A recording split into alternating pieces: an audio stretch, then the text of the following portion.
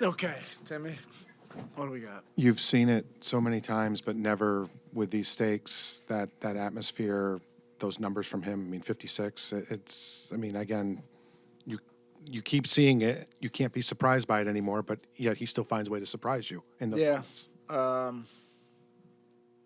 In many ways, for 40 minutes of this game, it was frustrating. And, just things weren't going our way. It just felt like, when it's not going your way and you're not in a flow, sometimes you feel like the officiating's not going your way. It just shows you if you have the right, grit and perseverance, you can win.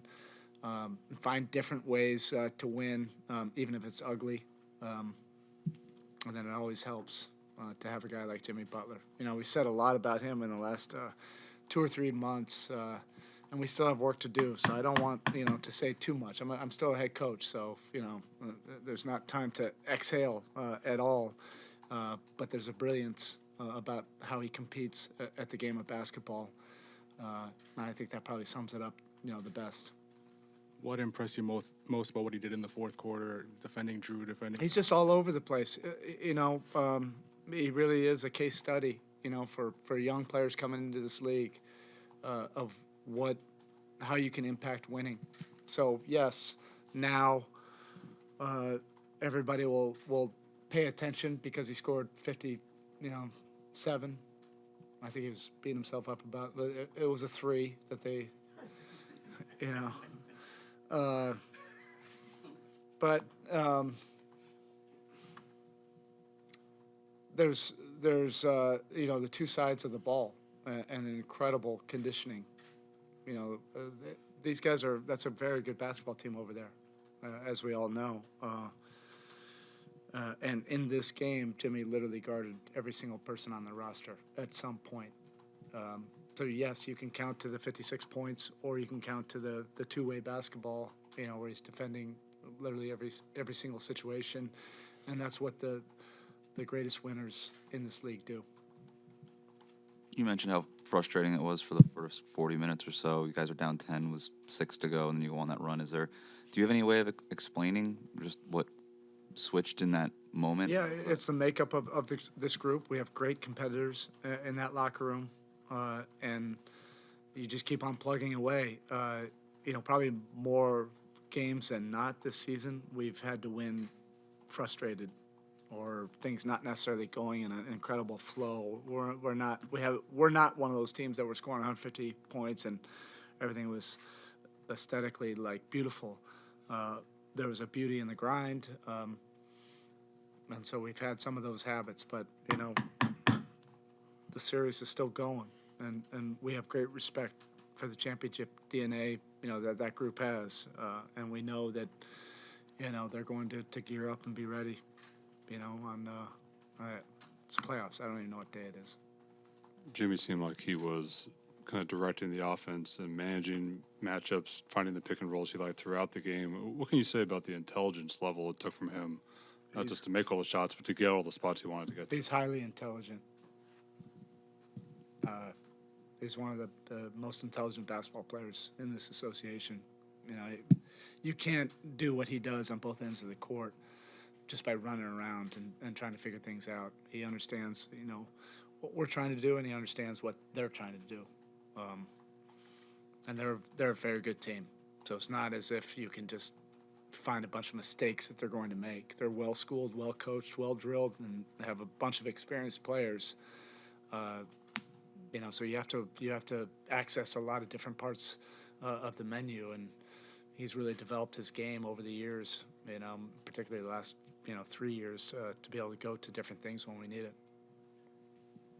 Even beyond how great Jimmy was, that fourth quarter, you saw Kyle and Bam forcing steals. Yeah. You saw Caleb. What else stood out to you in that fourth quarter? For sure. I'm glad you mentioned those guys because they had their fingerprints all over that fourth quarter.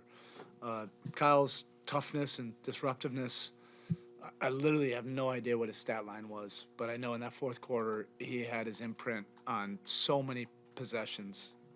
Defensively he was just tough, physical, active hands, speeding guys up. and then really helped us get organized on the other end. I think one of the most underrated aspects of his game is he's a terrific screener. And then Caleb, you can't say enough about him. You know, this season he's been willing to sacrifice and do whatever's you know, what we felt is best for the team. I don't even know if he felt that it's best for the team, but you need guys that are willing to sacrifice, are willing to dominate it, and be a star in a role. He's one of those guys, but he's also just a supreme competitor. You spoke how much about there's a plan B. When Giannis comes back, things will change. You have that game plan. To see what he did after missing 2.5 games with a back injury and the way he came back, was it very much the imprint you thought he would make no matter how he came back? Well, look, the average fan has no idea how difficult that is, you know, to be out that many days. And it's not like they practiced. I'm sure he got, you know, some workouts just to test his body. But, you know, his physicality and his ability to get to the rim is otherworldly.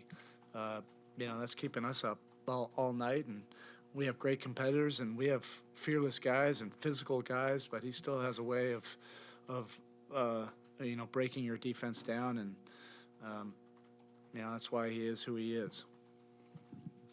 Spo, as a member of this franchise, you've had a chance to see some all-time great games, some all-time big moments. Just where does this one stand? Yeah, I'm not ready to rank anything yet. We still have some work to do.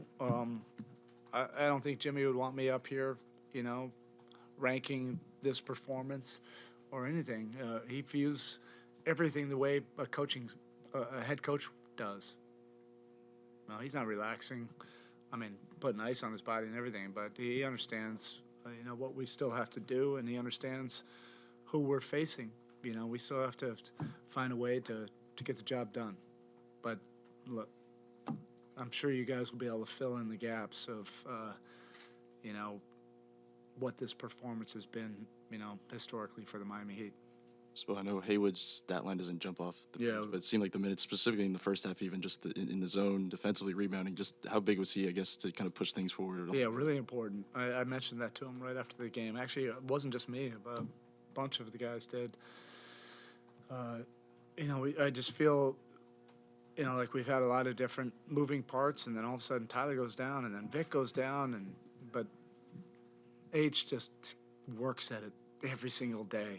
Every single day, he's gotten so much better. It even surprises me how much he's gotten better over the last 2 years, and that's really a credit to his just relentless work ethic. But those minutes are important. You have to have big bodies, you know, to be able to either play our zone or have some important minutes against Giannis, so he's not just totally attacking and breaking down your defense. I know you talked about some of the great performances, but and I know it's not a finals game, but did it remind you of the infamous "I'm not going out like this" fourth quarter? That Yeah, some version of expletives and that and one of the timeouts. But I don't know. Jimmy has a way of doing that too. That's just very calm and measured, and also angry and vicious at the same time. He can balance all those things. Whatever it is, I love it. All right, thank you. Locker room is open.